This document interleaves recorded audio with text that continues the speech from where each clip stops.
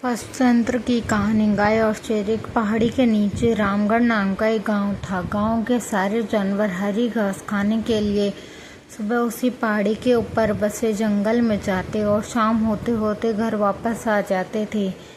हर दिन की तरह लक्ष्मी नाम की एक गाय अन्य गायों के साथ उसी पहाड़ी के जंगल में घास खाने के लिए गई थी। वह हरी घास खाने में इतनी ज़्यादा प्रसन्न थी कि वह कब एक शेर की गुफा के पास पहुंच गई उसे पता भी नहीं चला। शेर अपनी गुफा में सो रहा था और वह पिछले 2 दिनों से भूखा भी था। जैसे ही लक्ष्मी और शेर की गुफा के पास पहुंची, गाय की खुशबू से शेर की नींद खुल गई। वह शेर धीरे धीरे गुफा से बाहर आया और गुफा के बाहर गाय देखकर खुश हो गया। शेर ने मन ही मन सोचा कि आज उसकी 2 दिनों की भूख मिट जाएगी। वह इस तंदुरुस्त गाय का ताज़ा मांस खाएगा और यह सोचकर उसने एक तेज दहाड़ लगाई। लक्ष्मी शेर की दहाड़ सुनकर डर जाती है। जब वह अपने आसपास देखती है तो वहाँ दूर दूर तक उसको कोई भी दूसरी गाय नहीं दिखी।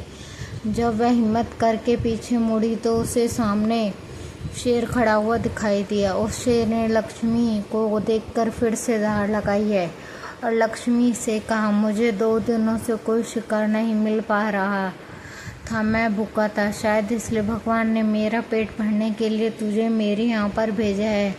आज मैं तुझे खाकर अपनी भूख मिटा लूँगा। शेर की बात सुनकर लक्ष्मी डर जाती है। वह रोते हुए शेर से कहती है, मुझे जाने दो, मुझे मत खाओ। मेरा एक छोटा बच्चा है जो सिर्फ अभी मेरा ही दूध पीता है और उसे घास खाना अभी तक नहीं आया है।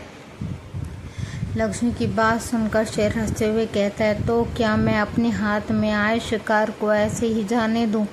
मैं तो आज तुझे खाकर अपनी 2 दिनों की भूख मिटाऊंगा। शेर के ऐसा कहने पर लक्ष्मी उसके सामने रोने लगी और विनती करते हुए कहने लगी कि आज मुझे जाने दो, मैं आज अपने बछड़े को आखिरी बार दूध पिला दूंगी और उसे बहुत सारा प्यार करके कल सुबह होते ही तुम्हारे पास आ जाऊंगी।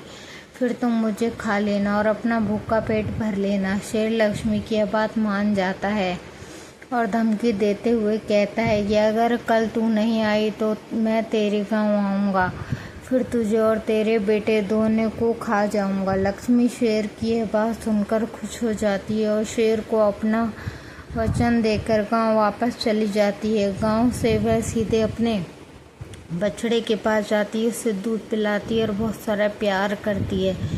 फिर बछड़े को शेर के साथ हुई सारी घटना बताती है और कहती है कि उसे अब अपना ख्याल खुद ही रखना होगा। वह कल सुबह होते ही अपना वचन पूरा करने के लिए शेर के पास चली जाएगी। अपनी माँ की बातें सुनकर बछड़ा रोने लगता है। दूसरे दिन सुबह होते ही लक्ष्मी जंगल की तरफ निकल जाती है और शेर की गुफा के सामने पहुंचकर शेर से कहती है, अपने वचन के अनुसार मैं तुम्हारे पास आ गई हूँ, अब तुम मुझे खा सकते हो। गाय की आवाज़ सुनकर शेर अपनी गुफा से बाहर निकल कर आता है और भगवान के अवतार में प्रकट होते हैं। वह लक्ष्मी से कहते हैं, मैं तो बस तुम्हारी परीक्षा ले रहा था, तुम अपने वचन की पक्की हो, मैं इससे बहुत प्रसन्न हुआ। तुम अब अपने घर और बछड़े के पास जा सकती हो। इसके बाद वे उस गाय को गौ माता होने का वरदान भी देते हैं और उसी दिन के बाद से सभी गायों को गौ माता कहना शुरू कर देते हैं। कहानी पसंद आई हो तो प्लीज़ इसे लाइक कीजिए, सब्सक्राइब कीजिए और शेयर कीजिए। Thank you.